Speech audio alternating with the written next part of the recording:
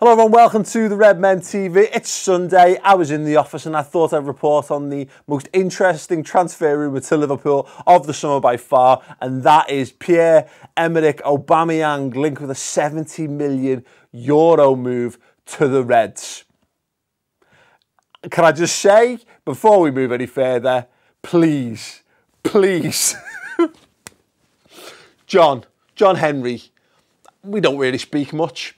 Ever, in fact. I've neither been a big fan or a big hater of you, but I will literally be your manservant if you make that hard. Here's the thing.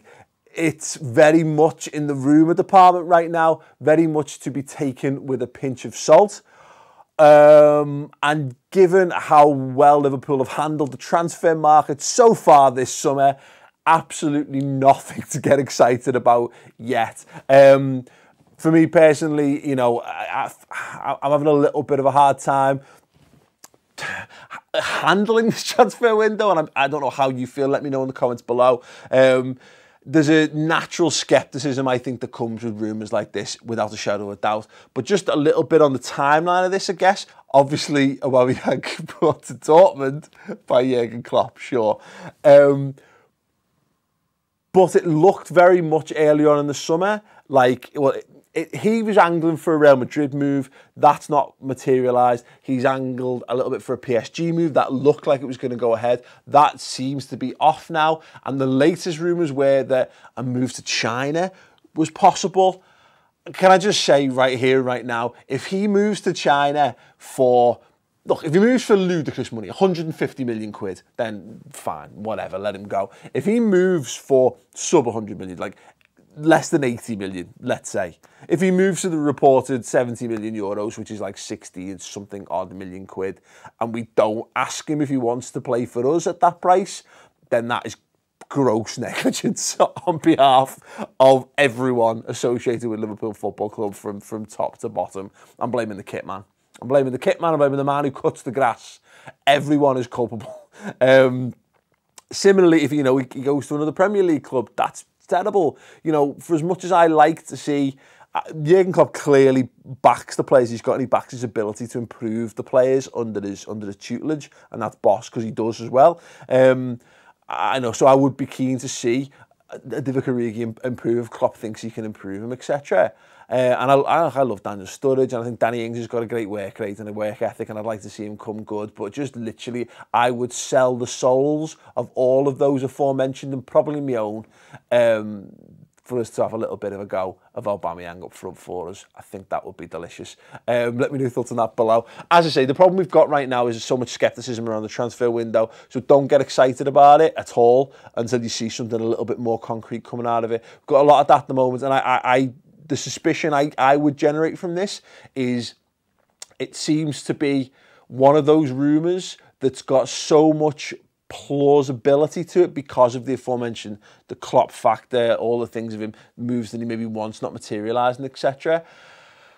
And also because Liverpool seemingly have gone on leak lockdown in the wake of the Virgil van Dijk stuff, that I think there's a lot of media outlets that are just clamouring for views. Look, I was in the, honestly, I was genuinely in the office anyway, and I thought I'd do it before I got off because it was worth having a chat about before tomorrow. But we do kind of fall into that category too. Sure, I'm bored of talking about Mo Salah. If it happens, it happens. And if it happens, it's possibly going to happen next week. Whoop-de-doo, great. I'm bored of that already. What I want is new, fresh and exciting. But this is the thing, I think there's a lot of institutions desperate for numbers, desperate, absolutely clamouring. They've got big editors kicking their asses because there's no proper Liverpool stories, so let's try and invent a couple. So don't be surprised if it's something like that. But equally, you know, again, I like to maintain hope. That if Liverpool are in the market for someone like that, then I don't see why we wouldn't be in the market for someone like that. People can say Liverpool don't like to spend big. Liverpool have spent some decent wedge over recent years. That would represent effectively doubling our record transfer fee, which would be a big step. But again, Liverpool want to compete at the highest level, and and he is genuinely up for transfer. Go and have the conversation. Go and make the conversation happen. If he's not interested, he's not interested. Live with that. Do everything in your power to convince him, short of going on the big one in Blackpool. Maybe taking the 10p bingo. no one goes in there that's likely to crash it up. Just saying. Go to Frontierland. You know why? It doesn't exist anymore. Go to Camelot. Take them to Camelot. Shut down. Sneak in through the gates or whatever, and have a meeting in Camelot. It'd be great. If you're not from England and you're under the age of like 25, you'll have no idea what I'm talking about there.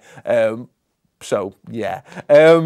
Yeah, look, again, if we're in for him, please Liverpool be in for him. Please, John W. Henry, if you're listening, and I know you're not, so someone tell him that Paul said, go and sign. Aubameyang, do it now. Anyway, more news to come this week. Chris Pajak makes his welcome return to ease my burdens of production, being the only face on this channel. Daily news shows live coming Monday to Friday next week. That's great. In the interim, though, if you want to keep yourself ticking over, I've got a new video coming out soon. But this one right here is about what I think, and I think it ties in with Aubameyang perfectly, why Liverpool need to go and buy a guy who can wear the number 9 shirt and actually wear it well, being that he'd be good enough to wear that 9 shirt that's been worn by some amazing players in its time. Subscribe to Mates TV as well, which is my channel. Subscribe to the Redmen TV and go to the redmentv.com for some amazing exclusive content and, of course, to support the channel as well. Enjoy your weekend. More news tomorrow. As and when it happens, ta-ra.